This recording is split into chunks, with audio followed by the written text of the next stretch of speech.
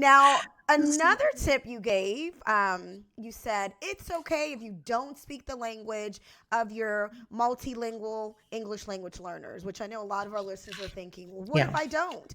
You can still learn enough about the language, right, to better serve those students. And you mentioned this idea of learning which sounds kind of match up across those languages. Like, so what other advice could you share about learning more about the languages that students speak and in the classrooms in the classrooms?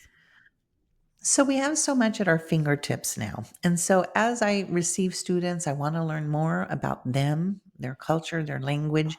And what I want to know about is, well, it depends. Am I, teaching these early literacy skills? Am I going to even work on phonological awareness or phonics? Or do they have, do you know your students? They already have those skills. So no, I don't need to do that. Or are they very beginning stages of this, second language acquisition and second literacy acquisition?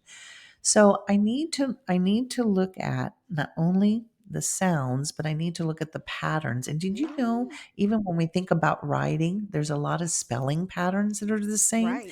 And there's a lot of, and we think about syntax, there's some similarities and there's some differences. But what this forces me to do is to understand much better. When I know something about the structure of these students in their home language, I can understand better the error patterns. And I say, errors inform instruction. Mm, So now I can look at these errors as, now I understand why they did that. It's because this sound in their language is represented this way, and in English it's a different way, or this word in their language, or the syntax. Oh my goodness, they're putting describing words after the noun, right? yes, That's what they do in their home language. How do we put that in their language? Or they're overgeneralizing from the home language to the second language. exactly. So I'm going to say, oh, I know why. You're thinking this way, and in the English language, it's this way, and this is a new. So they have a concept, so think about it this way. Do the students have the concept and they just need a new label? Right. Or is it Oh, that they both need the concept and the label. label? Right.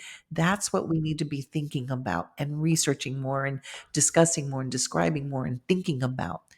Because oftentimes they already have the concept. They just needed a new way to represent that concept in this new language. And hearing you say that too just really speaks to, this, I guess a tip. Just you don't have to be an expert in every single language. You just need to know enough about that language to serve your students.